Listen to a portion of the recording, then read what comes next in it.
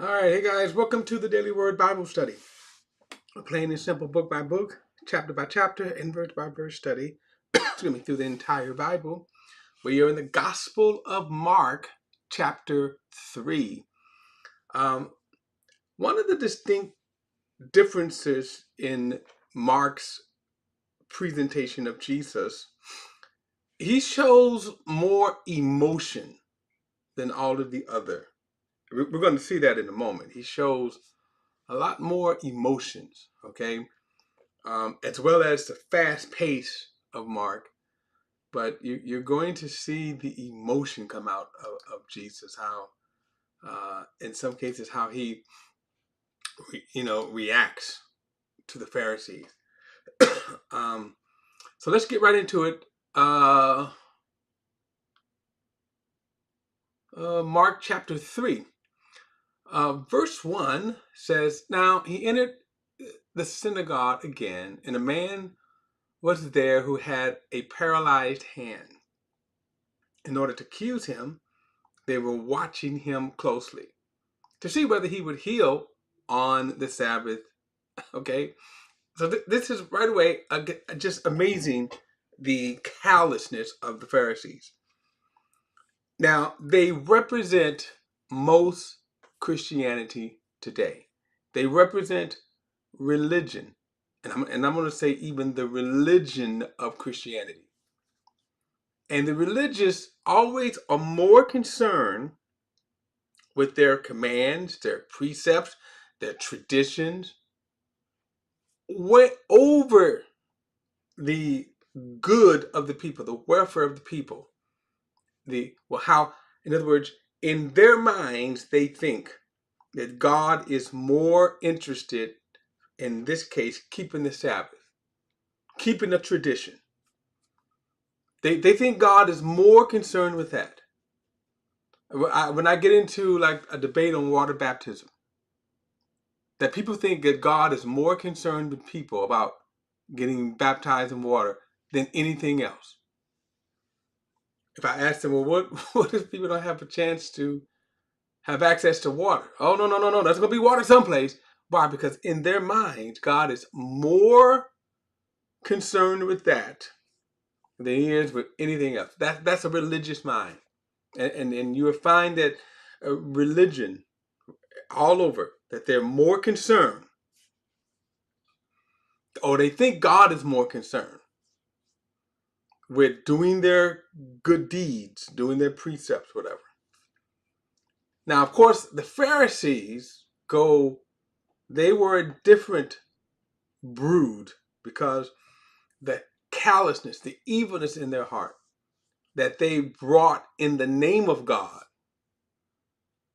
And notice, they did not care about the man. Here's a man who has a withered hand, right? His hand falling with a withered something. And they didn't care about that man. They cared more about, well, let's just see if Jesus is going to break the Sabbath. And get this. Notice this. They didn't even care about the Sabbath. Notice, they didn't care about the holiness of God, the integrity of God. In other words, they didn't really care that, man, are we maintaining God's justice, God's holiness? Are we maintaining that? Are we glorifying God? Because to keep this, to obey the Sabbath would have been to glorify God. Anytime you keep God's commandments, you are glorifying him. They didn't even care about that. They were hoping that he would violate the Sabbath so that they could find a way to get him. So that kind of shows you, and when we interact with people, we don't see that inside. So we don't always get a chance to see that. But so that's I just kind of keep that in mind. It's like, wow, right? Now, verse 3 says, he told the man with the paralyzed hand, stand before us. Then he said to them, is it to save life? or to kill, but they were silent. So what was Jesus asking them?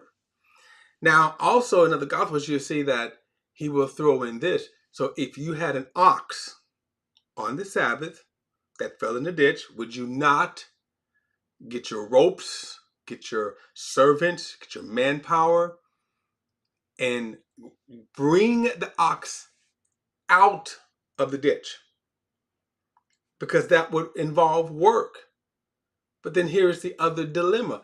You're saving the life. So in other words, if you were that religious, would you think that God, because it's the Sabbath and no work is to be done on the Sabbath, and don't in any way think that you should violate the Sabbath, that God, under any circumstances, do not want anyone to violate the Sabbath?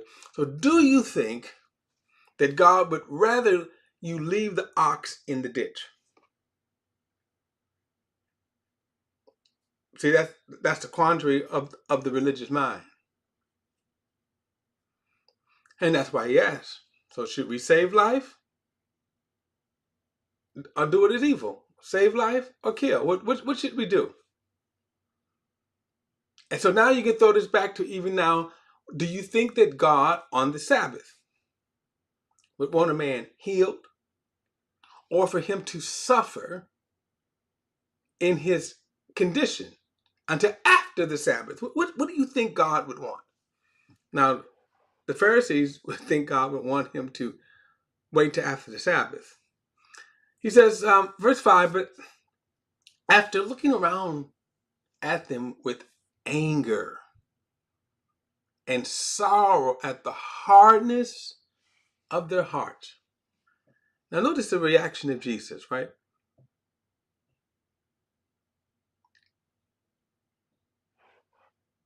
He's looking at them with anger. He's angry because how hard could you be? How callous could you be that you totally disregard? You would also have to say this, that you would totally disregard God's love, God's value for this human being. So he told the man, stretch out your hands. So he stretched it out and his hand was restored. Now you would think they would rejoice. You would think that they would say, wow, we've seen the power of God. We've seen the love of God. No, verse 6, immediately the Pharisees went out and started plotting with the Herodians against him, how they might destroy him. Another thing that's kind of thrown in here, the Herodians, the Pharisees hated and despised the Herodians. They thought they were trash. They were sinful. Now the Herodians were Herod's people. And Herod was a wicked, evil man. The Pharisees were, they certainly thought they were more pious, even though they were just as hypocritical. But from a religious, see, they were covered with religion, so they certainly thought they were better than the Herodians. But notice this, they were plotting with them. And the one thing, never underestimate sin, how that they got together to plot against Jesus. Now, again, you probably wouldn't see that if you was living there in that day. You wouldn't see that. You just see the clergy, the man with the collar. But notice that they started plotting against the Herodians, with the Herodians.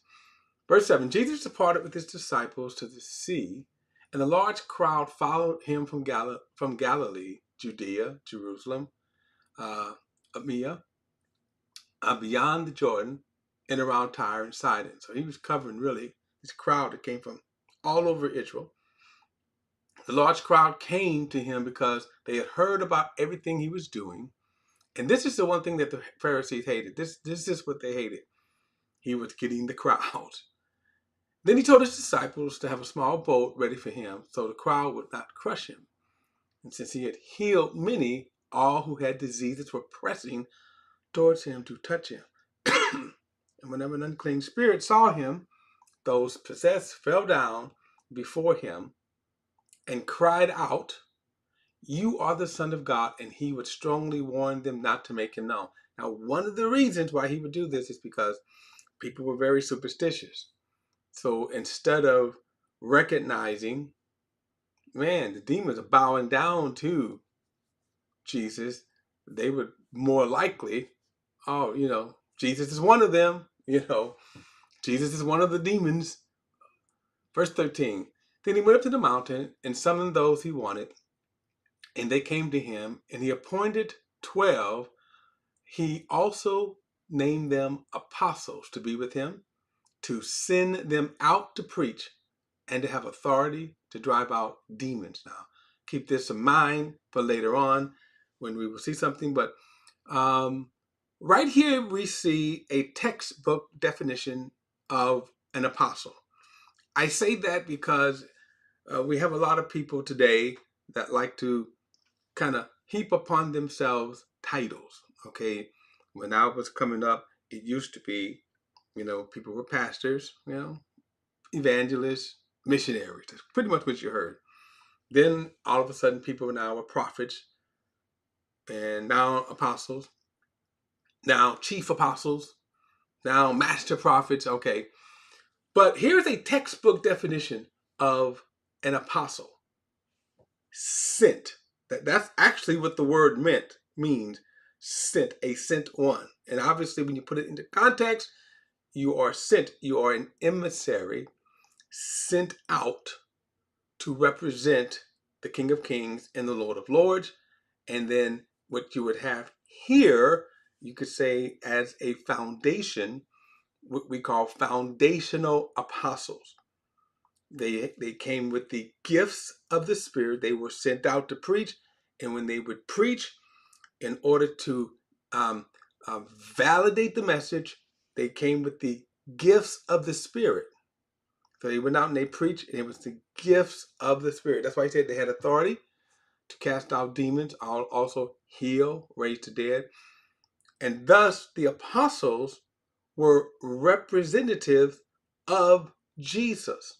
And you'll see this later on in the book of Acts, that's exactly what they said about Peter and John, that they seen that they have been with Jesus. We could tell those guys have been with Jesus.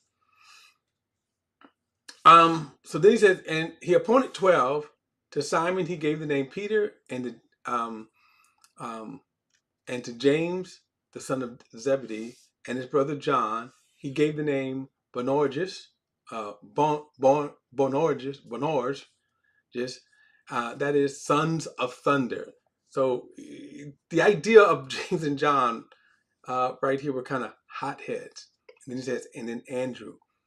Then he says Philip and Bartholomew. Now Bartholomew would be Nathaniel in the Gospel of John, and then Matthew.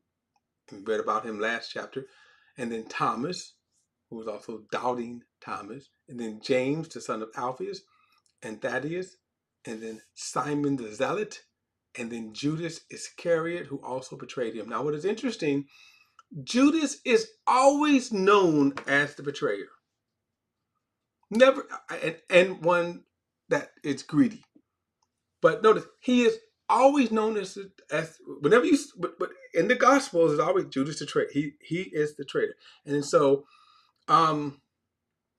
there's another Judas, and that might be Thaddeus right here.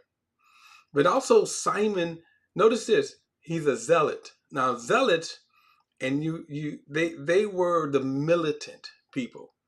But in fact, they were the thorn in Rome's side, because the zealots were the people who always tried to overthrow the Roman government, and they were kind of silly because they were really always bringing knives to gunfights. They were always outnumbered. They would always get beat, but they fought for the cause. That was the zealot right here, and so what we see with the apostles is that Jesus had a very motley crew here. Now, other than really Peter and then James and John, we don't know too much about the other apostles, other than like Thomas. We're going to see later he was doubting Thomas, and then Matthew, of course, we have his gospel, and then of course Judas betrayed him. But we don't know too much about, and there's a lot of what's called history, tradition about them. Don't know if they're true or not, but after the Gospels, we don't really hear, even in the book of Acts, we don't even hear about them too much individually. Verse 20 says, "Then he went home, and the crowd gathered, the crowd gathered again, so they were not even able to eat. And when his family heard this, they set out to restrain him, because they said he's out of his mind." Now, this is very interesting, because when you talk about his family, and we're going to see this later, at this point, it is believed that Joseph maybe have already passed away, that he's no longer around. Okay, he's passed away, and the reason why is because he's not mentioned here. But then Mary, and then we know that that Jesus has at least 4 brothers and 2 sisters. So when it says his family, when his family heard this, they set out to restrain him because they said he is out of his mind. That is you see, the family wasn't too much with Jesus, especially well, let me back up. If you read John chapter 2, when Jesus enters his public ministry, his family is with him. He goes to the temple, he drives out the temple, and then after that point, we don't see his family with him. In John chapter 7, we see that his brothers were rather hostile towards Jesus. And one reason is that Jesus grew up as a very Jewish person. You could say he was an Orthodox Jew. He attended the feasts 3 times a year, and he just, they were very Jewish. And it seems that when Jesus enters his ministry, they're thinking the Messiah, and instead he stirs things up by going against the Jewish leaders. And at this point, it seems that they distance themselves from him. That and not only do they distance themselves from him, but again, notice at this point, having heard and taught, and again, what's interesting is that they're hearing the miracles, they're seeing the miracles, and their thing is he's out of his mind. That is amazing. He's out of his mind. He's lost it. And then if you were to say logically, family, why do you say Jesus lost it? Critically thinking, why would you say that Jesus lost his mind? Now, this is they set out to no. This is what we call, what in modern days we call this a intervention, a family intervention. And it's unbelievable because let's ask the question, why would you think he's lost his mind? I'm going to pick it up. I'll pick this up next time, and I'm going to examine this because there's a couple of things too I want to examine with the chapter, but I want to examine that. I want to kind of just pull that apart and say, let's do some critical thinking here. That why would you think Jesus has lost his mind? I mean, if I say, look at all the ministers today, some of the ministers, just a cross section, say, um, this minister has lost his mind, that minister has lost his mind, and maybe not lost his mind, but criticize him. I could put together a pretty good case. What case would the family of Jesus put together to say he's lost his mind? All right, we'll pick it up next time. Don't forget to like and share this video and subscribe to BP The Bible Perspective. And as always, if you have a thought, a comment, add it to the comment section below. All comments are welcome, and I'll see you in the next study.